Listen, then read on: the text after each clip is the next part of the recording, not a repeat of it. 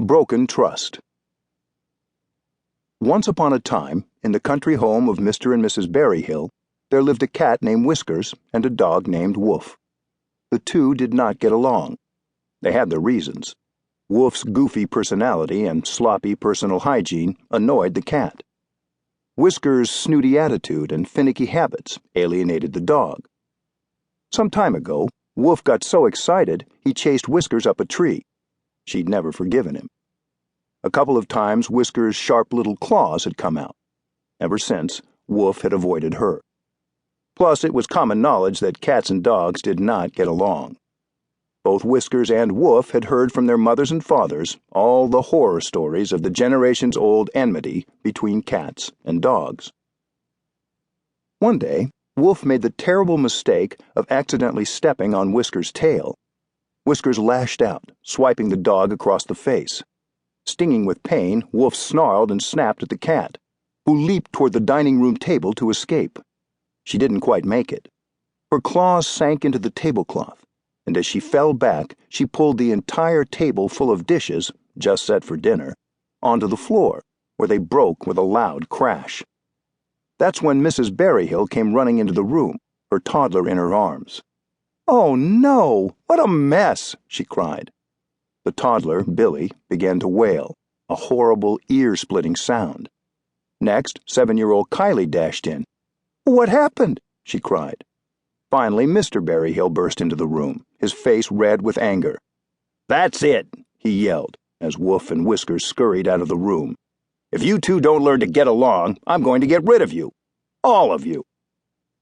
When Mr. Berryhill said all of you, he was referring to the 3 other animals that lived in the house: a parrot named Presley, a hamster named Harriet, and a goldfish named Wiggles. Mr. Berryhill's voice boomed, so every animal in the house heard him loud and clear. It was also evident from Mr. Berryhill's tone that this was no idle threat. He'd been annoyed by the chaos created by Wolf and Whiskers for quite some time. Mr. Berryhill seemed to have reached his breaking point. Kylie's eyes filled with tears. "No, Daddy, please don't get rid of our animals." Mr. Berryhill squatted down and looked his little girl in the eye. "I don't want to get rid of them, honey, but we have to trust these animals to behave if they're going to live in our house. If they're going to fight and break our dishes, they've got to go." "But, Daddy," Kylie began. "Daddy's right," said Mrs. Berryhill. "If the animals are going to be part of our family, we have to be able to depend on them." "If they behave, can we keep them?" Kylie asked tearfully. "Yes, but only if they stop fighting," said Mr. Berryhill. The parrot, who was old and wise, gravely shook his head. To human ears, Presley merely began squawking, but to every animal in the house, his announcement was clear. "All animals, meet in the living room tonight at the stroke of midnight. Your presence is mandatory. This is an emergency." That night, as they were getting ready for bed, Mrs. Berryhill had a heart-to-heart with her husband. "Honey, the dog and cat did make an unfortunate mess tonight, but your reaction seemed a little over the top. Is there something going on that I should know about?" Mr. Berryhill sat down with a sigh.